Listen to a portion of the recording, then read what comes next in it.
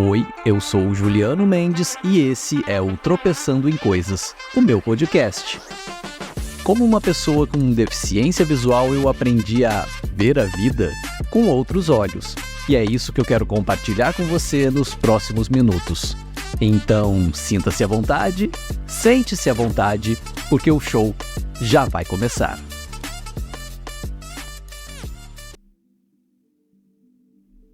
Você já agradeceu pela sua vida hoje? E quando eu digo isso, eu não estou falando absolutamente nada sobre crenças, porque gratidão é um sentimento e não tem nada a ver com religião. Inclusive, eu considero a gratidão como um dos sentimentos mais nobres que uma pessoa pode ter. E eu tenho certeza que mesmo que você esteja passando por um momento difícil na sua vida, se você parar e pensar um pouquinho em tudo que você já viveu ao longo da sua vida, você vai sim encontrar motivos para ser grato pela vida. E não, isso não é papinho de coach gratiluz. Isso é ciência, inclusive. Porque existem estudos científicos que comprovam que quando alguém demonstra gratidão por algo, hormônios como, por exemplo, dopamina e todos esses hormônios chamados hormônios da felicidade, que trazem prazer para nós, são liberados no cérebro. E eu escolhi falar sobre esse tema hoje por dois motivos muito especiais. O primeiro, estou comemorando 1 mês do podcast Tropeçando em Coisas. E estou muito feliz com isso. Quem acompanha desde o primeiro episódio já sabe que esse era um projeto que eu tinha guardado comigo desde lá de trás, desde mais ou menos 2020. E que durante muito tempo eu protelei. Inclusive eu sou muito bom em fazer isso. E não, isso não é uma qualidade. Isso é um grande defeito, inclusive. Mas depois de todo esse tempo eu consegui colocar esse meu projeto em ação, finalmente. E está sendo muito mais prazeroso do que eu imaginava. Também é muito trabalhoso, preciso confessar isso.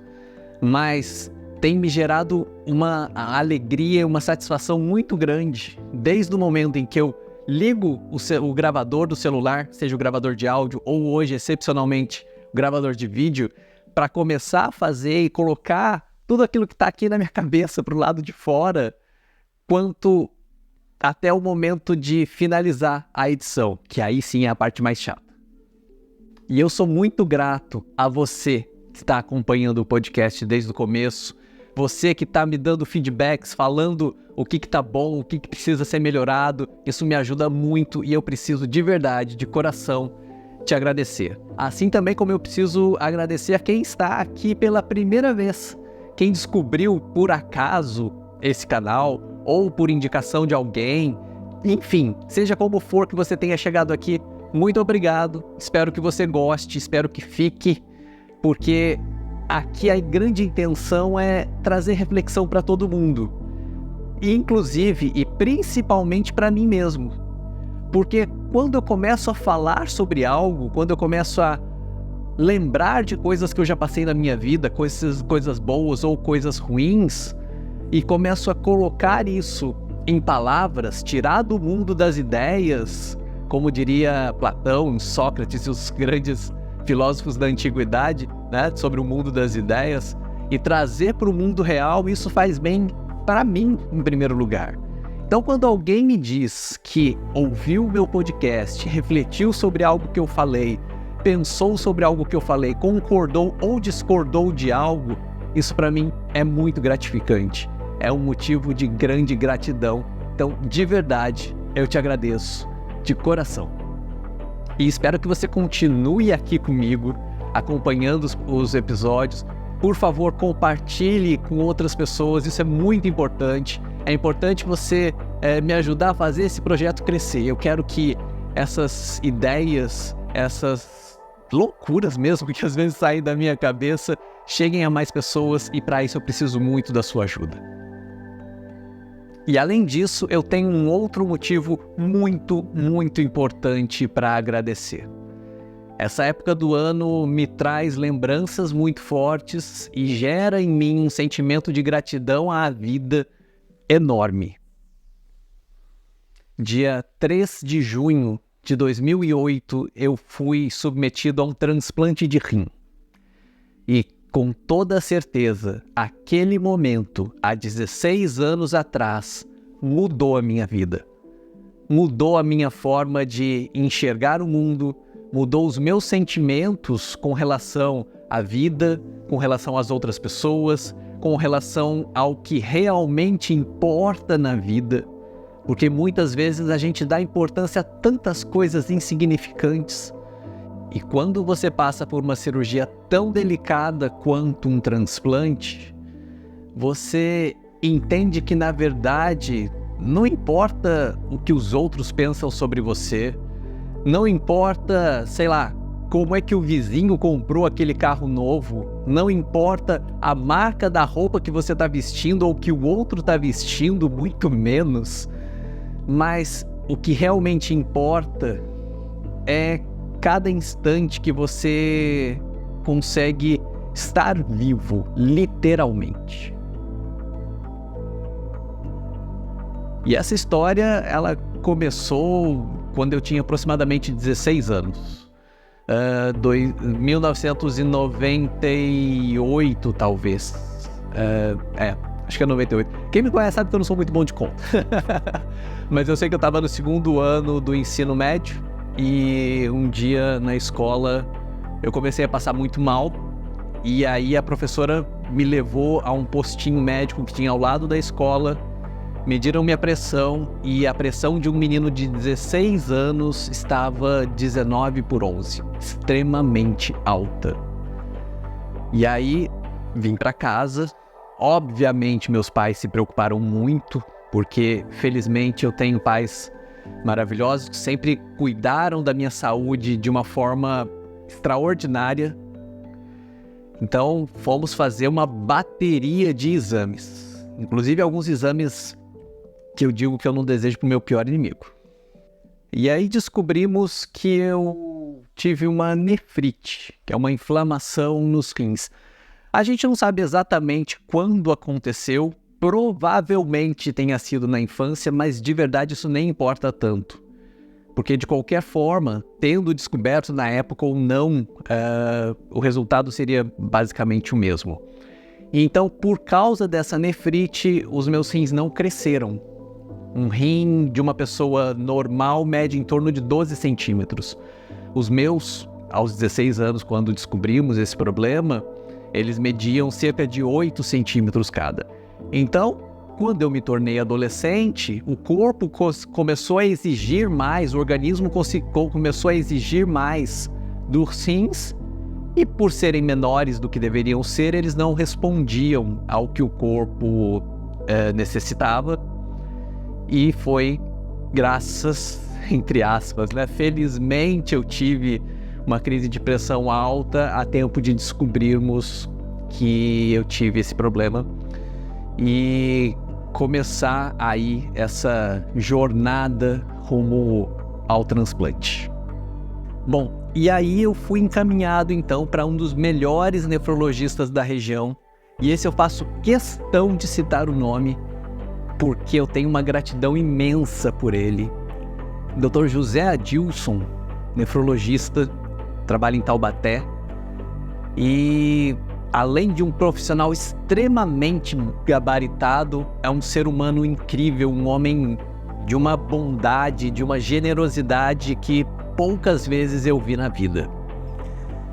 E aí ele me passou uma bateria de exames gigantesca. Eu fiz algumas coisas assim que eu nunca imaginei que eu iria fazer exames assim, eu nunca imaginava que existiam exames assim, para aí sim termos uma conclusão efetiva, uma conclusão bem fundamentada. E o que ele me disse, eu nunca vou me esquecer disso, ele disse que o meu caso em específico, hemodiálise não ajudaria em nada, mas que eu precisaria fazer um transplante de rim, mas que antes a gente ia tentar segurar os meus rins ao máximo possível. Então, com medicação, eu tomei medicação durante mais ou menos uns 10 anos, com acompanhamento com bastante frequência, Eu ia sempre no consultório do Dr. José Adilson. E um outro fato bastante interessante que eu acho que vale a pena pontuar aqui é que às vezes algumas pessoas me falam: nossa, você fez um transplante de rim, dor de rim é horrível, né?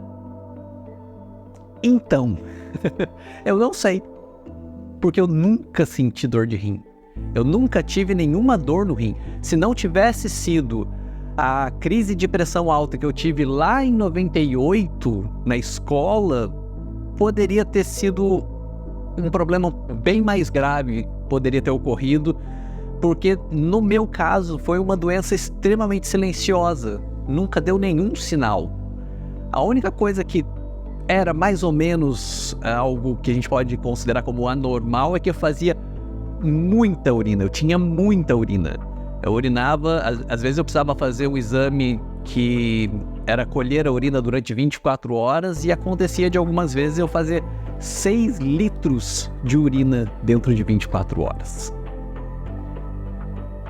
Bom, e aí eu fiz um tratamento com medicação durante muito tempo para segurar os meus rins ao máximo. Eu me lembro que o Dr. José Adilson, ele explicava, e ele era muito simples nas explicações dele, por isso que era fácil de entender, porque isso também é uma outra coisa que me incomoda bastante, quando alguns profissionais, e aí não só médicos, mas advogados, enfim, alguns tipos de profissionais se utilizam de uma linguagem que só eles entendem e que as pessoas com os pacientes ou os clientes, no caso de advogado, por exemplo, ficam meio sem entender o que está sendo dito. Mas o Dr. José Adilson era extremamente claro e extremamente simples na explicação e também muito simples como pessoa. Eu sempre vou ter um carinho muito grande por ele, eu sempre vou me lembrar dele com muito carinho. Infelizmente, atualmente eu não tenho mais contato com ele, mas é uma pessoa que sempre vai estar na minha memória e por quem eu tenho uma gratidão imensa. Então ele sempre me explicava que o funcionamento dos meus rins era como se fosse um gráfico em constante queda e que a medicação que eu estava tomando era para tentar desacelerar aquela queda. Não iria parar, infelizmente seria uma queda que iria culminar em um ponto onde os rins não iriam mais funcionar e por isso seria necessário o transplante, mas que a medicação era para tentar prolongar ao máximo a funcionalidade dos rins. E um outro ponto que eu preciso deixar dito aqui nesse vídeo é que durante todo esse processo, desde quando eu comecei a fazer o tratamento com o Dr. José Adilson até os dias atuais, eu utilizo uma medicação de alto custo, que eu e minha família não teríamos condições financeiras de comprar. Inclusive, alguns remédios nem existem para vender em farmácia e tal. E em todos esses anos, o SUS sempre me forneceu essa medicação. Eu preciso deixar isso claro porque houve um momento aí no nosso passado em que as pessoas começaram a querer transformar o SUS em ferramenta política e eu não posso deixar de dizer que eu também sou muito grato ao SUS, independente de qualquer vertente partidária, não é esse o assunto aqui, mas eu preciso dizer que durante todo esse período o SUS sempre me atendeu muito bem, inclusive na cirurgia do transplante, mas nós vamos chegar lá. E então eu fiz esse tratamento com medicamentos para tentar segurar a função dos rins o maior tempo possível, mas mais ou menos uns 10 anos depois do início desse tratamento, o Dr. José Adilson me disse: olha, agora é o momento de começarmos o processo pro transplante, efetivamente. E aí ele me transferiu para o Hospital Israelita Albert Einstein, em São Paulo. O mesmo hospital onde grandes artistas fazem suas cirurgias e ficam em tratamento, mesmo hospital que atende pessoas extremamente ricas, atende também pessoas como eu. E aí, sim, volta naquilo que eu acabei de dizer, tudo pelo SUS. E aí, mais ou menos em 2006, começamos mais uma bateria de exames. E aí, logo no começo, já se identificou que o meu pai seria compatível com o transplante de rim, seria compatível para ser doador de um rim para mim.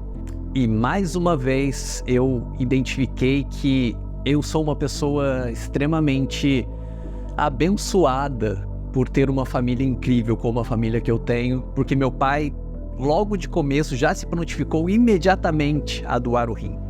Infelizmente, a minha mãe também se prontificou, também se colocou totalmente à disposição. Não poderia ser a doadora por uma série de questões, questão de incompatibilidade sanguínea, enfim, vários detalhes médicos. E eu confesso que eu não entendo muito e eu não sei explicar muito os detalhes médicos de tudo isso. Mas logo de começo, meu pai foi a primeira e a única opção para ser doador de rim para mim. Obviamente que como um procedimento padrão, eu também fui incluído na fila para receber órgão de pessoas falecidas. E eu preciso pontuar aqui que no Brasil, a fila de doação de órgãos é algo extremamente sério, extremamente criterioso e que passa por uma fiscalização muito rigorosa. Se porventura em algum momento houve ou existe alguém ou alguma situação que tenha burlado isso, e a gente sabe que existem aí rumores muito recentes sobre isso, eu tenho certeza que é a exceção da exceção da exceção, não é a regra. Em regra, a fila de doação de órgãos do Brasil é algo extremamente sério e extremamente rigoroso. Bom, e aí o meu pai e eu fizemos mais um monte de exames, até que dia 2 de junho de 2008 nós fomos internados no Hospital Albert Einstein, no bairro do Morumbi, em São Paulo. Um hospital que nem parece hospital, parece muito mais um hotel 5 estrelas. Mais uma vez preciso dizer, foi tudo pelo SUS, não coloquei a mão no bolso para absolutamente nada. No dia 3 de junho de 2008, por volta de 10 para 7 da manhã, meu pai e eu estávamos entrando na sala de cirurgia para realizar o transplante. O médico responsável pela equipe, Dr. Eduardo Tonato, que inclusive é o meu médico até hoje, que também é um profissional incrível, de extrema seriedade, de extrema capacidade técnica, e uma pessoa que sempre foi muito bacana comigo, né? Sempre me tratou muito bem. Ele e a equipe toda dele, com certeza. E disseram que a cirurgia foi tão bonita que eles deveriam, inclusive, ter gravado para servir de estudos. Dizem que o órgão do meu pai estava muito bonito, muito bem preservado. Meu pai sempre cuidou muito bem da saúde, como todos nós aqui da família tentamos, dentro do possível, né? Eu confesso que eu tenho aí uma quedinha por doces que não deveria ser tão acentuada como é, mas estou tentando me controlar. Mas enfim, por volta de meio-dia, nós saímos da sala de cirurgia, eu fui para a UTI, isso é um procedimento padrão, eu saí da sala de cirurgia totalmente lúcido, totalmente... o rim já estava funcionando, estava tudo ok. Eu me lembro que quando eu despertei da anestesia geral, eu estava com uma máscara de oxigênio, né? E a primeira coisa que eu me lembro é que eu dizia: pode tirar, eu já estou respirando, pode tirar. E um outro fato muito interessante é que antes do transplante, né? Como eu disse, eu fui internado na segunda-feira para a cirurgia acontecer na terça. Antes eles me colocaram num quarto junto com uma outra pessoa que tinha acabado de ser transplantado, inclusive para ter esse contato, para tirar dúvidas, enfim, eu acho um procedimento muito interessante. Só que, obviamente, que cada caso é um caso, e aquela pessoa que foi colocada comigo no quarto, ele estava bastante inchado e eu confesso que eu fiquei um pouco impressionado com aquilo. Tanto que quando eu saí da sala de cirurgia, logo após o transplante, eu me lembro que estavam me esperando minha mãe, minha prima Delcy, eu sabia que isso ia acontecer. Eu não vou cortar isso. Eu sabia que a emoção ia vir.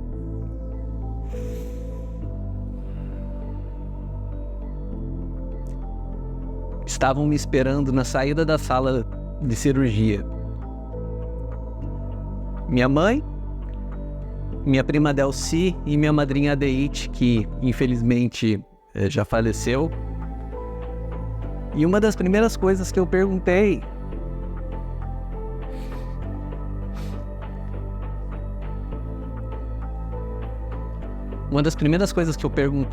foi para minha prima, para Delci, se eu tava muito feio. E não era por vaidade, era por ter ficado um pouco impressionado com o que eu tinha visto da outra pessoa. Mas felizmente foi um procedimento 100% de sucesso. Eu fiquei uma noite, durante um período, né, eu saí... E eu fiquei do meio-dia até o outro dia de manhã, eu fiquei na UTI. Não foi legal ficar lá, a hora não passava, foi horrível. Mas enfim, a minha saúde estava muito bem, foi só um procedimento padrão. No dia seguinte, quarta-feira, eu fui pro quarto. E aí um outro fato muito interessante, eu não sei se hoje é ainda assim, porque a gente sabe que os procedimentos médicos mudam, principalmente depois de pandemia, enfim. Então eu não sei se hoje ainda é assim. Mas na época em que eu transplantei, eles colocavam o doador num quarto e o receptor no outro quarto, porque era importante que ambos caminhassem. Logo depois da cirurgia, quando tá tudo bem, quando o paciente sai bem da cirurgia, eles indicam que a pessoa caminhe, né? Que a pessoa não fique só deitado na cama. Então eles colocavam as pessoas separadas para ter essa locomoção. E aí na sexta-feira, meu pai já foi para casa, já teve alta, eu tive alta no domingo, cheguei em casa muito bem e estou bem até hoje, 16 anos depois. Desculpem, mas eu me emociono muito e eu não vou cortar isso do vídeo, eu vou deixar isso no vídeo. Eu sei que talvez não seja tão profissional, mas dane-se, eu não ligo. O que eu ligo é realmente de ser verdadeiro, e se existem lágrimas nos meus olhos agora é porque eu tô sendo verdadeiro com os meus sentimentos. Então o resumo de tudo isso é que a gente precisa ser grato por cada momento da vida. A gente precisa ser grato pela vida em si. E como eu disse lá no começo, eu tenho certeza que se você olhar por todos os momentos que você já passou na sua vida, você vai se lembrar de muita coisa pela qual você tem a agradecer. E eu, nesse momento do ano em que eu comemoro essa passagem para uma vida nova pós-transplante de rim, sempre é uma época em que eu tenho muita gratidão. E como eu disse lá no começo, para mim a gratidão é um dos sentimentos mais nobres de um ser humano. Então, que a gente seja grato por cada coisa, inclusive pelas coisas ruins. Porque elas também nos fazem crescer, porque elas também nos fortalecem e porque elas também nos ensinam. E é isso, episódio comemorativo de 1 mês de podcast e de 16 anos de transplante renal. E antes que me pergunte se vai ter festa, a minha vida já é uma festa, e ter você assistindo para mim vale muito a pena, já é um enorme presente. Muito obrigado por você ter ficado até aqui. Espero que tenha gostado do episódio. Se puder, por favor, me ajude a fazer esse projeto crescer compartilhando com outras pessoas. E eu te espero na próxima semana. Um grande abraço.